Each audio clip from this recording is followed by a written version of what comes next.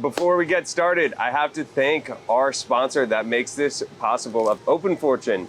OpenFortune created the world's most creative ad canvas through something you know and love, the Fortune cookie. They created relationships with over 47,000 restaurants, the ones you eat at, and are able to give brands a golden ticket to reach their consumers when they're about to feast. So shout out to OpenFortune for making this possible and getting us on this beautiful yacht today.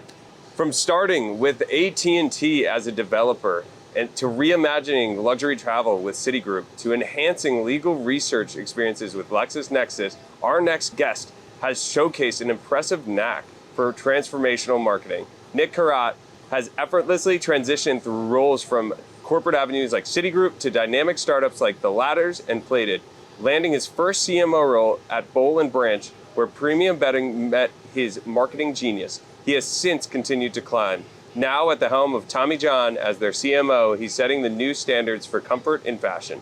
Well, thank you for having me, David. I appreciate it. You've got a successful podcast and we're on a yacht in Miami. So if I could flip the table, how did you get this job? Oh, that's not the first time I got that. We'll make it, this one's about you. So but we can riff for a little bit because talking about yourself is always fun. I was running my own company at the time and with my old co-founder, and we were taking people out to dinner, and one dinner got really expensive in New York City, and two people were like busy and would cancel, and then three, the world shut down. So we were like, hey, we own a production company. What if we created a podcast called How the Fuck Did You Get That Job? And we both looked at each other and we're like, nah, that's stupid. And then we woke up the next morning and they were like, fuck it, like, let's do it. Everybody's shut down, and we recorded about 3 a week for a year, and got above 100 episodes. People started to see our posts and got 155-star ratings, and people were like, oh, like, we're good at this. But the first couple were very funny because it was just, it was hilarious because our first interview was like me interviewing him and then him interviewing me. And then we got a couple buddies who were like, oh, like, we, just like couldn't say no to us. And had a lot of fun with it. And then we started getting some real guests like yourself. And then I became the CMO of OpenFortune. And then they were like, hey, like, we love your podcast so much. We love what it stands for. Like, let's sponsor it. Let's make it happen. And that was it. And been ripping and roaring and interviewing awesome people. And I feel like I've just learned a lot from it. Because everybody, we're going to touch on yours, but like, nobody's got a linear path. Everybody is, just doing things differently, and kind of like lateral movement. So I know we were speaking about lateral movement. I want to turn the table back on you. You started out right out of college, right? Working for AT&T. What did that look like, and how'd you get that job? Yeah, well, taking a step back, I've been doing what I love, which is marketing in the city that I love, New York City, for over 25 years. So as we discussed, about the first half of my career was at two blue chip companies, AT&T and Citigroup. And the second half of my career has been at like founder-led startups, which is my new passion, and I love it. I love what I do. I love the teams I get to work with, and it's great. But lateral mobility, which you and I talked about, I think is one of the most important things to get. What does lateral mobility mean? Because I want to make this podcast as least jargony as we can. Yeah. So look, you graduate from college. I think all of us, it's intrinsic to want to move up the ladder. I want a higher title. I want more pay. So lateral mobility. And that'll make me happy. That'll make me happy, right? I'm smarter than my boss. I want to move up. I want to get paid more. That'll cure everything. I'll have a nicer car. I'll look better. I won't have any anxiety anymore. It'll all be gone. But the career is a long game. So what I mean by lateral mobility, and this is advice that I got in my 20s, coming out of college, you might not know exactly what it is you want to do. And I fell into that camp. So, in high school, a guidance counselor says, hey, you're good at math, Nick. You should be an engineer or developer. So I got a math degree. I was a developer, come out of college. I was fortunate to get a job at AT&T, coding all day. And about 6 weeks into that, I realized like I hated what I was doing. I had my headsets on, we were coding, didn't dig it, didn't love it. And put in my time, put in about 2 years at AT&T. And then after that, I looked for other jobs. And I could have moved up on the technical ladder, but I chose to move sideways into a marketing role. So that lateral mobility that you don't get at a small company and you do get at a big company, something you need to take advantage of. Absolutely. I want to talk about that as well. But before we get in, what was your dream job as a kid? playing center field for the Yankees. Was there a moment when you realized that wasn't gonna happen, or is the dream still alive? The dream is not alive anymore, unfortunately. Okay. So when the scholarship offers were not coming into my mailbox, I realized it was time to go get a real job. But I've always had a passion for sports, and I think sports has always been with me for the journey. It's part of our family's culture. I love sports. I just won't be making money with my glove or my bat. There you go. I want to talk to you about, how did Whitney Houston change your career? So as I mentioned, I started out for a few years as a developer at AT&T, and I was coding. And I started to go to a few after-hour parties at AT&T and met folks in the advertising group. We called it Marcom at AT&T. And someone in the group, one of my friends that I met there, said, "Hey, we haven't announced it yet in the company, but we're going to bring in Whitney Houston, and we're filming a commercial." Essentially, Whitney Houston singing over a phone line. The name of the TV campaign was called True Voice. I'm assuming you could Google it and find that. Mm-hmm. But I remember just being fascinated. I tried to talk my way onto the set, and they said, "No, sorry." But he said, "Hey, since you're a developer, if you could build in some codes that show the number of people walking into an AT&T store, the number of calls made, and I'll show you TV media plan. And if you could build essentially what was called back then an attribution model, like you could make me look good, and I'll teach you a little something about advertising and marketing." While that was self-serving for my friend, that really got me in the door into marketing and advertising. And I never looked back from there. Very cool. That's awesome. Like, was there one moment when you realized, like, I'm good at this, like I have a knack for it, and like I enjoy it? Yeah, on the marketing side you're talking about? Yes. Yeah, I think there was a transition over time. We went from the Mad Men era to like the Math Men era, and that's not a gender-friendly phrase, but essentially you saw that moment. And I did start to see... People started playing Moneyball with the brands. That's exactly right. So I was at AT&T for 8 years, and toward the end I started to see the CMOs that I had a privilege to work for and under. They were getting a little bit tripped up when we were looking at things like return on ad spend, and more of the quantitative folks in the room were being listened to and heard. So that was the moment where I didn't have the traditional CMO training or background. That's when I knew sort of the quantitative folks in the room were speaking up, and the CMOs who came in through the sales track were taking a back seat. So that's when I knew that my background was positioning me well for a future as a marketer. Absolutely. Were you there when they had AT&T had the first online banner ad, or no? That was in the late 90s. I was there. You're dating me now. I didn't mean to toss you out like that, but I find that so fascinating. To give context to our viewers, I believe it was on net.com. Yep. First banner ad ever, and it had a 45% click-through rate, which is bonkers. If you know anything about marketing and click-through rates, you'd say 1% would be you're stoked, right? Yep. What did that conversation, were you involved in those conversations, or like what did that look like when you're like, hey, like we're gonna do this thing that's kind of crazy, and the ad, literally, if you look it up, we'll put it in the video online right here, but like as like click this ad or something, that was the copy. Yeah, so I wasn't in the room. I was still too junior, and that was a decision, believe it or not, made at the top. It was a big, bold move.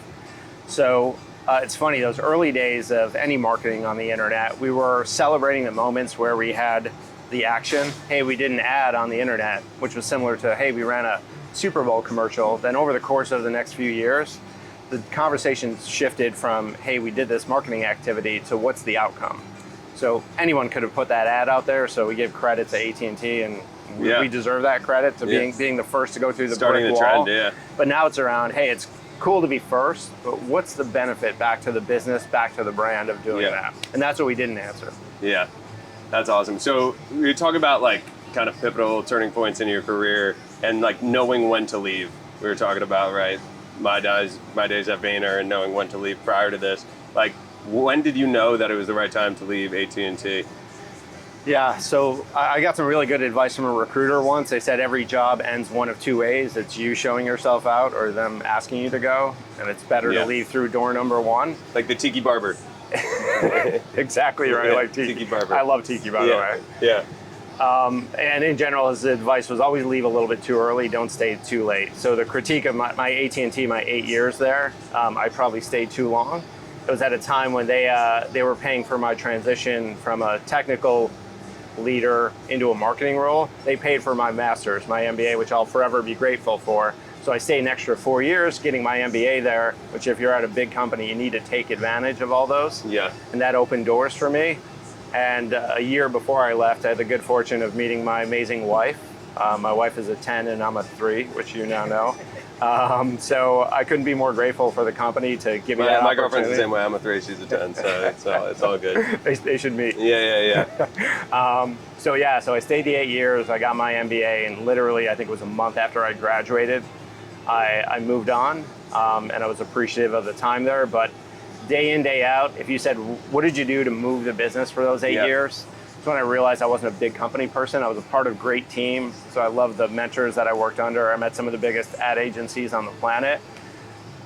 But I struggled to find what was a moment where I really made a trajectory difference in AT&T, and that's the challenge for me with bigger companies. So I left unfulfilled that hey, if you're a player on a team, and at the end of the day, that's what we all are. We're a player on a team. I knew I could have had a bigger impact on a smaller team. Yeah. So that started me itching and looking for smaller companies. Can you talk about the importance of working for a smaller company at a young age? Because that's something at least I did in my career. Was I actually haven't worked for a company over 20 people. Ever.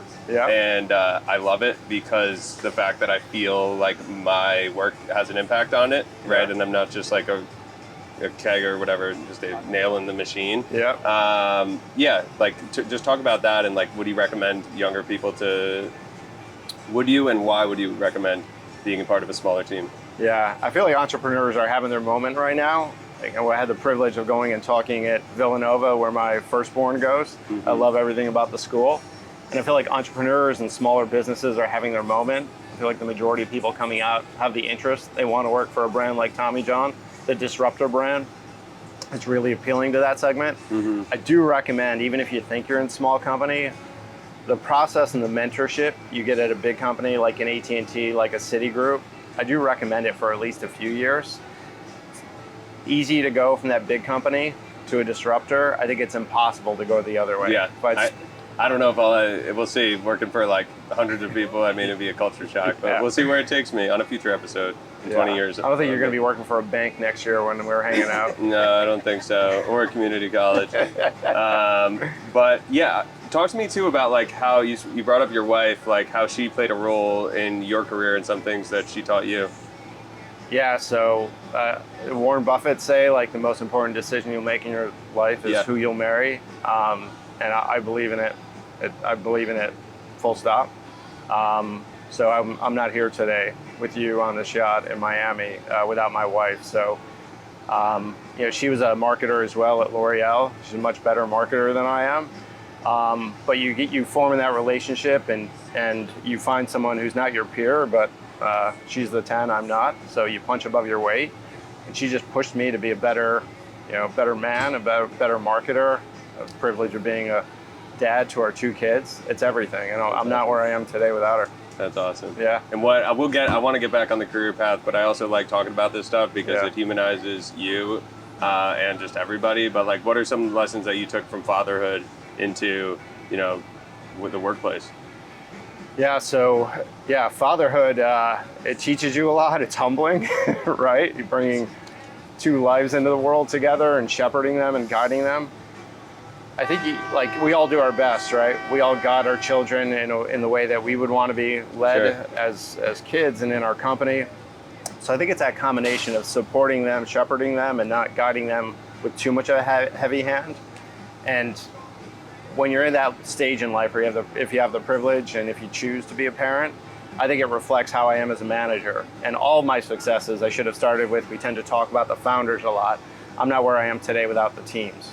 Because the CMO sets the strategy, participates a little bit in the tactical piece of it, but all of your successes are due to your team. Your teams. You're almost like the coach, right, for a sports reference. And that's exactly right. The players are doing their thing and telling them what to do. You're the coach, and it only works when you've got players. They're in the right place. Yeah. That's awesome. Yep. So let's get back on the career journey. Yeah. What was that first startup that really you joined, and why? What was about it that was so appealing? Was it we can get this out, it was LexisNexis or was Nexis? It wasn't LexisNexis. It was actually I'd go with TheLadders in 2010. Cool. So What about the Ladders made it the right choice for you, and what was so appealing about that startup to have you join?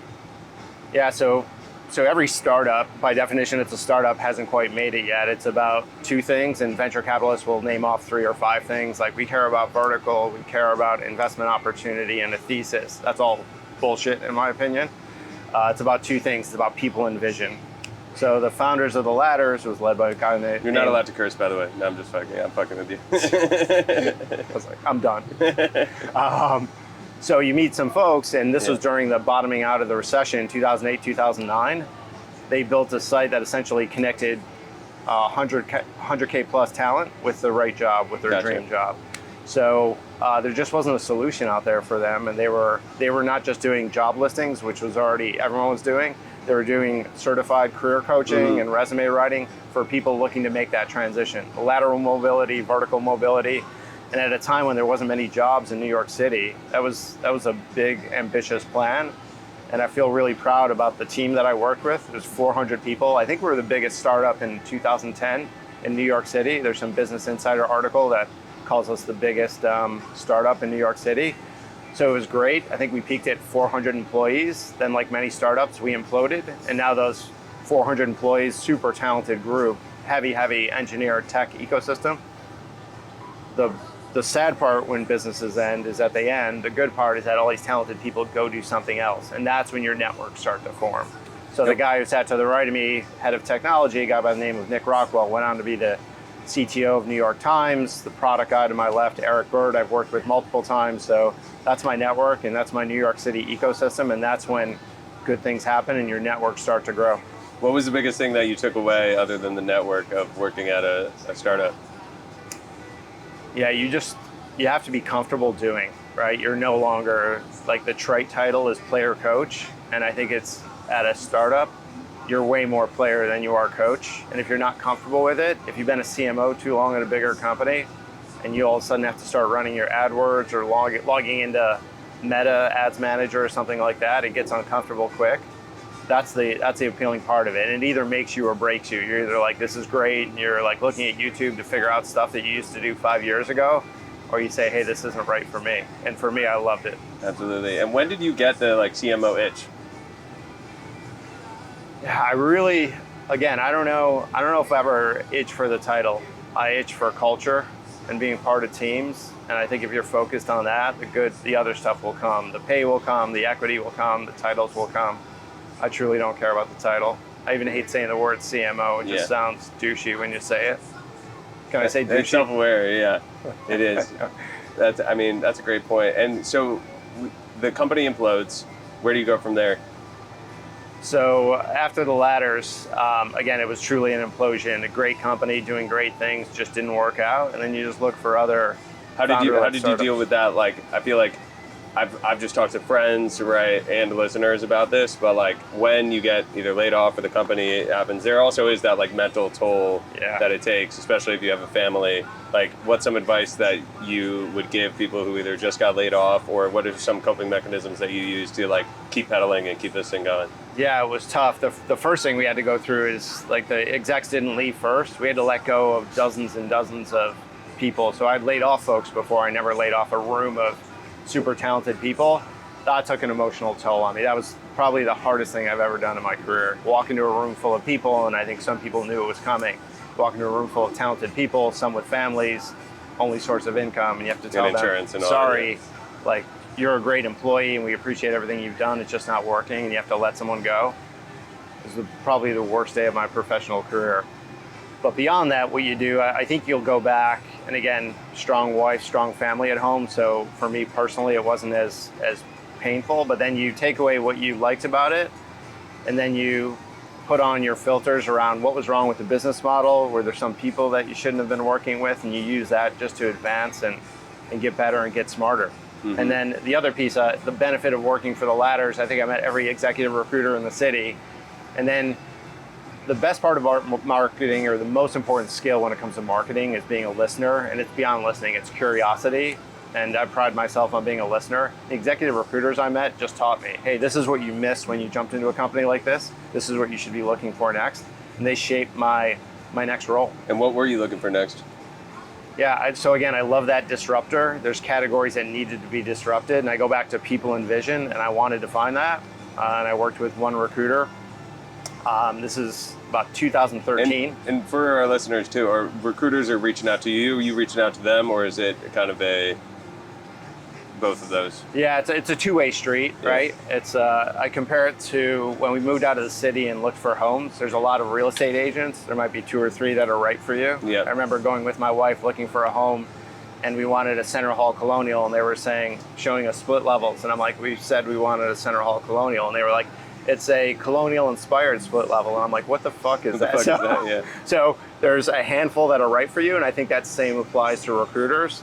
And I found a few in my tribe that were straight shooters, no bullshit, and saying, this isn't right for you, you're not qualified for this, but let me tell you why, and this is what's right for you. So those are the folks that I attach myself to and I learn from to this day. And what about LexisNexis was next for you? Why them? That's sort of a big company. If we could, I think the recruiter piece, and we should talk about what was next after the ladder, just because it's more of the same. Cool. All right. Sweet. Yeah. Yeah. So after the ladders, right? Like you end up landing that CMO gig, right? Even though we don't like the word CMO here. But how did that come? Like the recruiter came about it. What about that role made it the right for you? Yeah. So after the ladders, I met a recruiter. His name's Andrew. I'm still friends with him to this day. It was 2013, and there was a lot of looking at the food space and groceries and online groceries. I know it was 7% of groceries in Europe were online. It was negligible. I think it was sub 1% here in America. And there was a few groups of kids coming out of HBS, and they all wanted to bring meal kits to the US. And this is 2013. And your first question is like, what's a meal kit? And your second question is, hey, will the US consumer gravitate toward this? So I had the privilege of actually meeting multiple founders in the meal kit space and looking at the dynamics of the space. I had no interest in going into it. Then I met the co-founders of Plated, Nick and Josh. And it wasn't about putting, a few dollars of food in a box and selling it for 80% margin. Their vision was, hey, food in America is broken. I think they said it's fucking broken. Americans are out of shape. We want to bring people together in the kitchen, and we want to make the food ecosystem better. So they had a vision well beyond meal kits. I admired both of them, and I was basically like, where do I sign up? I just wanted to work with these folks, and I felt like the mission was to bring millennials together in the kitchen, because the majority of them didn't know how to cook, and to make America essentially healthier. And that was a great mission. I signed up for it the day I met them. That's awesome, because also it's like profit is purpose in that standpoint of making just Americans healthier. What are you most proud of there that you did? Again, the team. We built out an incredible marketing team. I was probably early employee, and went from seed stage to Series A to 2 Series B. So I'm proud of the team. It was one of the brands, I think a lot of brands get into chasing top line revenue too quickly. I won't name the other meal kits that went public growth at all costs. Flamed out. That kind of hurt the whole category. But the founders and the board were thoughtful here, and they wanted to understand the consumer. So we didn't take a lot of time or a lot of money, but we started out by coining the consumer. We called them the evolved eater. And this was people who cared about not just the food that was on their plate, right? It's got to taste good. You're not going to eat something that tastes like shit. But they wanted to know if the food, if there was salmon on the plate, was it sustainably sourced? Was the greens local? Beyond the plate, what did it mean to our community, to the earth? And was it good for us? And then did it lead to a more healthy lifestyle for us, but a sustainable play for the planet? So that consumer research, it was quick, it was scrappy, but it sort of set the stage and the strategy for Plated for years to come. Absolutely. So that's the brand piece of it. The financial piece of it, I believe we raised about $55 million. The business exited to Albertsons for $300 million. In addition to being a financial success, the founders of Plated started with a deep understanding of the consumer. So they allowed us the time and the space to do this work. So as I was telling you, we called our customer the evolved eater. They cared about what was on the plate, but they looked beyond the plate. Was the salmon sustainable? Were these greens local? And I think through servicing the consumer and getting that piece right led to that financial outcome. And I think a lot of startups aren't willing to put in that time on the brand work to get the output that they want on the financial 100%, side. because brand and marketing and sales kind of all tied together, right? But having that foundation and building that from the ground up and just knowing who you are is everything. And that's like what I'm working on now is, tone of voice guides, all that stuff, right? Brand guidelines, right? Like how we talk, all that stuff, because or else everybody's saying 10, 15 different things, and your consumer ends up knowing. I want to talk to you about like listening, right? Like you say, knowing the consumer. What are some of the like best exercises that you've used to actually get to know the, like, you know, consumer is a buzzword term, but like the humans or people behind it to you know, incorporate that into your marketing and your messaging? Yeah. So, yeah, one of the questions I get often is like, what is the best book for marketers? There's a few. One of my favorites is Made to Stick. So a lot of the marketers coming out are highly quantitative. So they see data and they pull insights out of the data, which is powerful, but it's the stories that stick with us, right? So I don't know if there's a playbook. Focus groups fell out of style like Sure. 10 months ago or 10 years ago, sorry. It fell out of... I always laugh at those Ford ads where they're like, yeah, and they have, you know, rear view windows and child lock or whatever, and it's like a fake focus group and it says actors on the bottom, and I'm like, come on. Yep. Come on, guys. We all read through. I mean, maybe it's just because I'm in marketing, but you were saying. Yeah, so it's, again, it goes back to curiosity, and if you're curious, you want to talk to customers. You want to talk to customers who are loyalists. You want to talk about former customers who are upset with you. You need to have that depth of understanding, and those one-on-one deep calls with a handful of folks usually unlock a lot. So at the Ladders, we had called someone who had lost their job. They were working with us to find their next job. Talked to one SVP of sales. He didn't want his family to know he lost his job, so he was getting in his car and driving around, going to coffee shops for 8 hours a day. Wow. And then we called him after he got a job. He had written us essentially a love letter thanking us for helping him. And he said, hey, when I got my job, the first two people I called was my mom, because my wife didn't know, and then I called my job search advisor at the Ladders. Those stories they're awesome. Not just rewarding, but they also shape your strategy. And the same thing at Boland Branch, a bedding company. We talked to folks who had purchased the bedding and were like, hey, what does sustainable and organic mean to you? And we talked to folks who had severe skin disease and they couldn't sleep in bedding with any toxic or chemicals in this. In the sheets, so they had bought Boland Branch, they had washed them, and this mom who was in New Jersey was rubbing the sheets against her young child's skin to make sure there wasn't a reaction. Yeah. She was thanking us and the brand and the founders for doing the hard work of making a clean bedding, which really hadn't existed before Boland Branch came along. So those stories I just told you, you'll forget all the stats I told you, but you'll remember those 100%. Human stories, and we need more of those in our And that's companies. how humanity got, you know, it's all storytelling. It's all storytelling. I'm curious too, between like Boland Branch and like, we just had the CMO of AT&T on, right? And he was talking about, he went from Nissan to McDonald's, and I was talking about how that's like an interesting switch, right? Food from cars, but he's like, the same people, Nissan made their cup holders big to fit the McDonald's, you know, big, you know, big gulp size things, and it's the same thing, right? The people looking for the jobs are the same people who are buying mattresses, right? Yep. So I'm curious too, like when you're talking about the founder's vision, and like what is it that you what are characteristic traits that you look for in founders when you're going to work for them? Yeah, so some of it is a little squishy. So you meet people and you get a read on them. Like good vibes, bad vibes. Yeah, good vibe, bad vibe. And I think one of like my superpowers, I don't have many, but one of them is reading people. Like I met my wife and I was like, man, like there's something special about you. And you've met folks, like you meet business people. And I think if they come across as transactional, and I hate the word networking because it's like, I need something from you, you need something from me, and it feels transactional. The best founders that I meet sit down and they start listening. Tell me about yourself, Nick. Where have you come from? Why are you interested in us? They're good listeners, but they don't talk about their business model. They talk about the lives they're changing. So we were talking about Alir Sella at Slice. He started the app to elevate independent pizzerias. He had a vision of bringing big pizza technology into independent pizzerias so they could gain back market share that they had lost to the big pizza chains, which offer shitty pizzas and don't have stories. We're all in the camp of these independent pizzerias. Mm-hmm. Nick and Josh at Plated wanted to make Americans eat better. Scott and Missy Tannen at Boland Branch wanted to bring ethics into the linen industry, which is notoriously horrific when it came to that. And you know, Tom and Aaron at Tommy John went into this category and they were like, hey, there has to be something more than Hanes and Fruit of the Loom. They disrupted a category that deserved to be disrupted.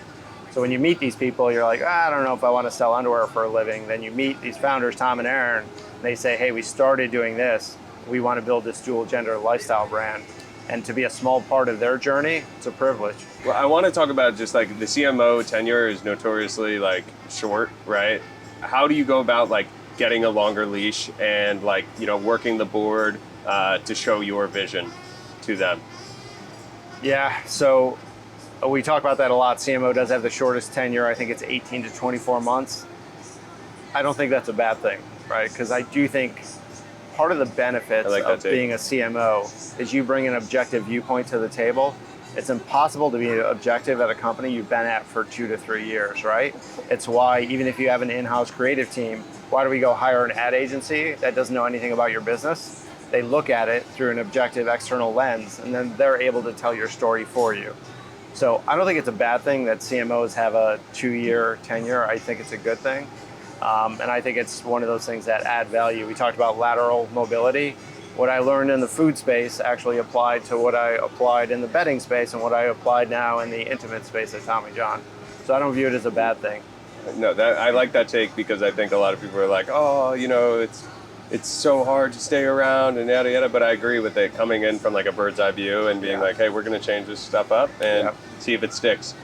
One of the things that the folks that I've worked with and met with that they do best, they move beyond networking, which is transactional, into relationship building. So I'd met the founders of Boland Branch on the sideline of a soccer match years before I'd worked with them, and we were swapping advice back and forth to each other for 3 or 4 years. Then I ultimately took the role there. So there is something about moving beyond the LinkedIn page, building a relationship offline, a visceral offline relationship with people. Even if you don't want anything or need anything from them, it can pay dividends down the road. There you go. So did you wear Tommy John before Tommy John? I did. I love the product. There you go. So you said the Boland Branch founders knew the Tommy John team, right? Like how did that gig come up for you? And again, like what about the founder? You touched on it a little bit, but like what about the founder's vision of Tommy John just got you absolutely fired up? Yeah, so Boland Branch and Tommy John, they're both based out of the Northeast. I think they're two of the best success stories coming out of the New York area. So the founders are notoriously built on sustainable growth, grow profitably, eat what you sow sort of thinking. And they never wanted to raise VC dollars. They always say like that they don't want to. I am a big fan of that. I appreciate it. I'm actually pro VC, but I appreciate the approach of growing sustainably. I do think it's a good thing. Or not overly VC, because then it's like a Purdue chicken that is just bound to implode. Yeah. The benefit of being at a VC is that you have sister companies, right? Yeah. So your search CPCs start going up, your AdWords stop working, your Facebook CPM skyrocket. If you're in a VC company, you have sister companies like, hey, David, what are you saying? Oh, Nick, we're seeing the same thing, or no, it's just you. So you get that benefit. Boland Branch and Tommy John, incredible success stories. Both grew to over 100 million with little funding. Husband and wife co-founders, a lot of similarities out of the New York area.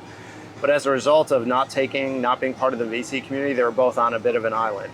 So before I worked with either of them, they sort of found each other. And founders share stories with other founders. Absolutely. So that's how these two companies became connected, and I wouldn't be at Tommy John today without that connection. Absolutely. No, I mean, it's all network and power of meeting people and just like good vibes and relationships. Yeah. With the Tommy John, what was the Tommy John vision they came to you with that was so disruptive? Yeah, so look, Tommy John was a 12-year-old business when I met Tom and Aaron, and they were already doing this without me, so they were already on their way. And I love the product. I wore it. I was like, I love everything about the product. I met them. I was like, I love the two of you.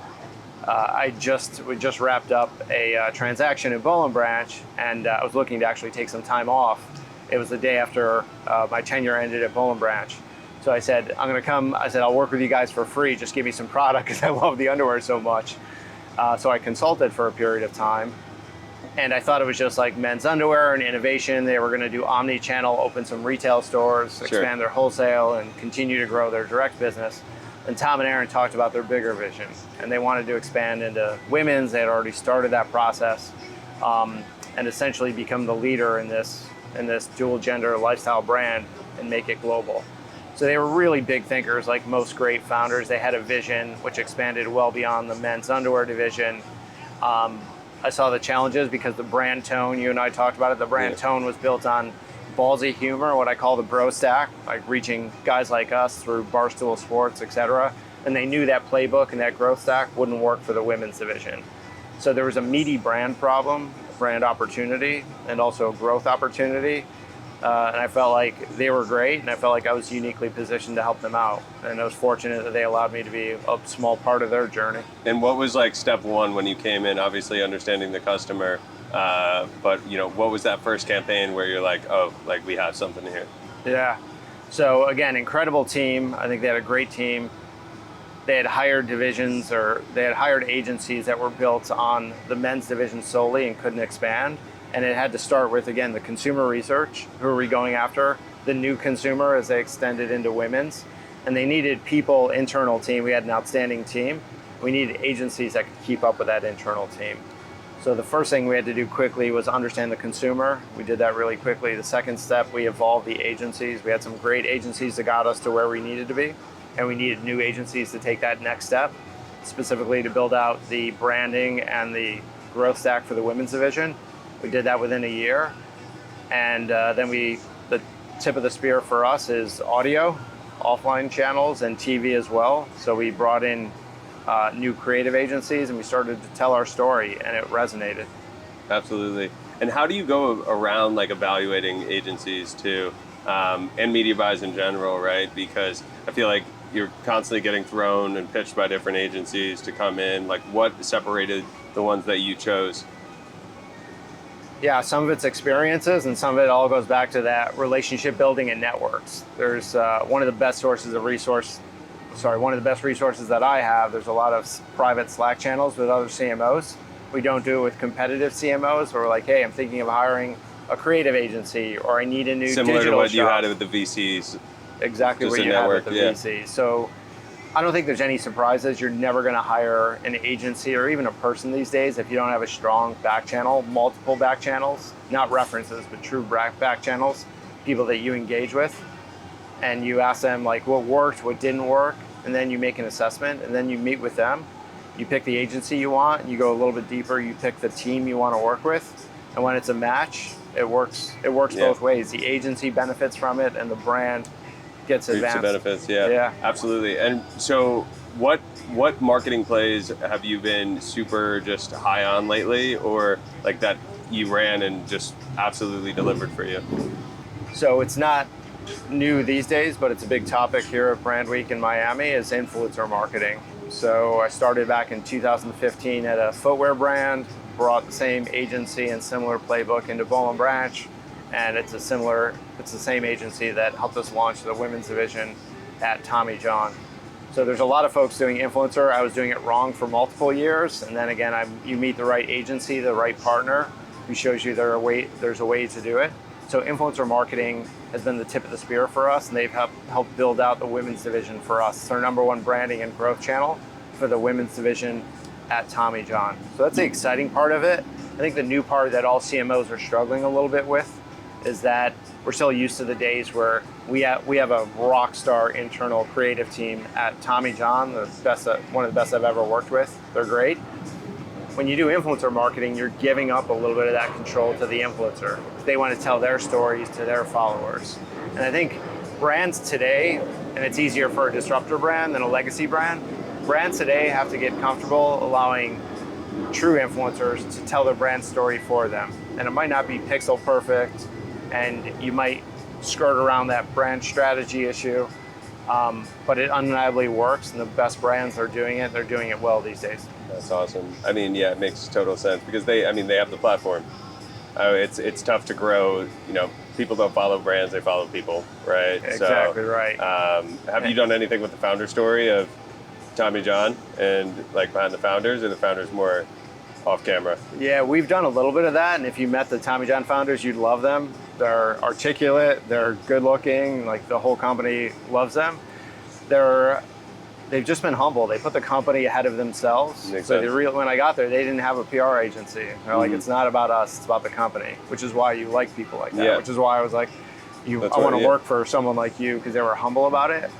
So I think after years of the company begging them, like, hey, you're unique, you've got a story to tell. Like Tom and Aaron, if you met them, they're super charming. So they're allowing us to tell a little bit of their story now because they've got a great story. It doesn't just doesn't just help the brand. I think it inspires the founders of tomorrow to hear that story. It's good for employer branding. It's good for the investor community. And we need to do more of that. Absolutely. And so what are you most excited about, like coming up with Tommy John and just like over the next couple of years or months? Yeah, so there's a lot to be excited about. It's a brand, it's growing. There's a lot of new employees, some new employees throughout the ranks, some new leadership employees. We're really excited for the diversity of thinking. And again, Tom and Aaron always facilitated that. The thing I'm most excited about, everyone's throwing around the term omni-channel, and none of us frankly know what the fuck we're talking about. Yeah. Like, sorry. The consumer, like, hey, like we've got a direct division and we've got a retail arm, we've got a wholesale. Like, you're a consumer. Yeah. I buy Nikes on the app. I buy it through Stadium Goods.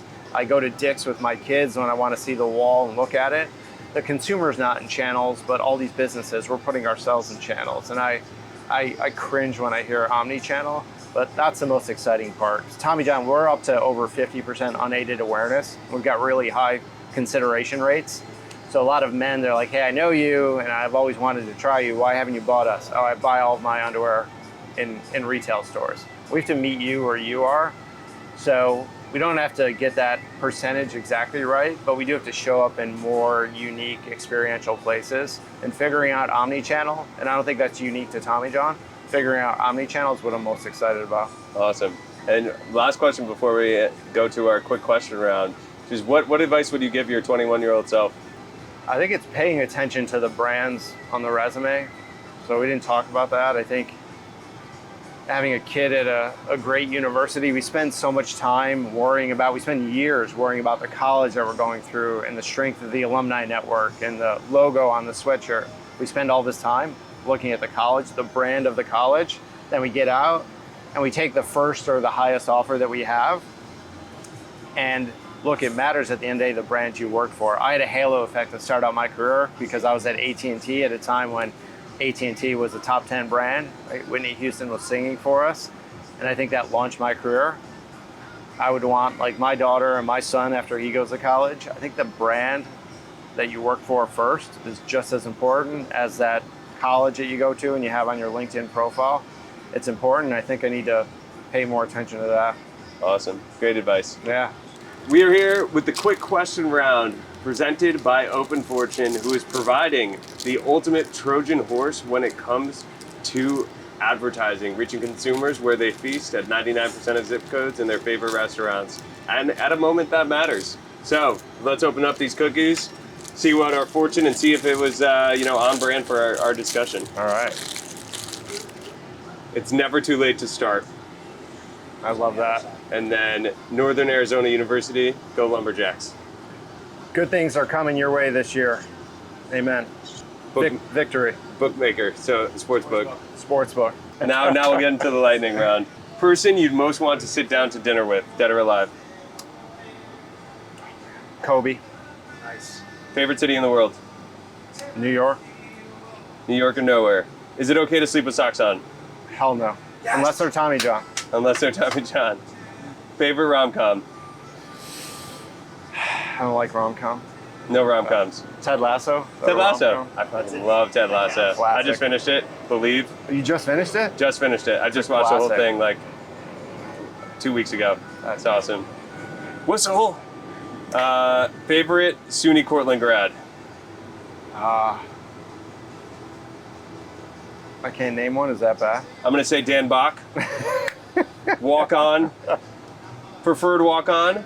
He gained 100 pounds, and then he was the captain of Cortland and won some Corticas. So give it a shout out to Bach. My roommate Steve. I owe him a phone call. Yeah, there you go. Favorite Rutgers graduate. Favorite Rutgers graduate. Who's the running back for Kansas City? Help me out. Pacino. Isaiah. Panko. Yes. The yes, yes. beast. I'm gonna go. Pacheco. Yeah, What's and his I'll name? go Pacheco. Pacheco. Yeah, and I'll go with Eric LeGrand. Great story. In 40 years, what will people be nostalgic for? Baseball, because if it doesn't evolve, it's going to go away. And I'm So- a baseball fan. I'm sad to say that. Yeah, it's tough. That's Pitchbox not, but the Savannah Bananas. He was actually on this podcast no way. like 50 episodes I ago. have to yeah. go back and listen to that. Yeah. I mean, I it's love what crazy, they're doing. Crazy story. Worst advice you've ever been given? Worst advice I've ever been given. Dress for the job you want at Citibank. This Yeah, is the nicest Yeah, I there you dress. go. In one sentence, how would you sum up the internet? Amazing. One sentence or one word? One sentence. How do I sum Amazing period is one. up? Is that a sentence? Yeah. It's amazing. People focus on the negative and all the downside of it. It's amazing. It's changing our life for the better. Yeah. It's And we can work from connecting anywhere. people, and I work on the. I'm a glasses half full guy. I love it. Love it. If you could have access to 10 million fortune cookies in any city, what would the message you put in there? What would the fortune say? Love where you are. And in 10 years, where can we catch you? In 10 years. Yeah, 10 years from now. Well, if you could talk my wife into it, I'll be right here in Miami on this boat. There you go. We'll get her out here. Sweet. Well, thank you, Nick. That was Awesome, awesome, David. man. Thank you Great for to the meet time. you, and Great thank you meeting for you. saying yes. Yeah, thanks for coming on, man.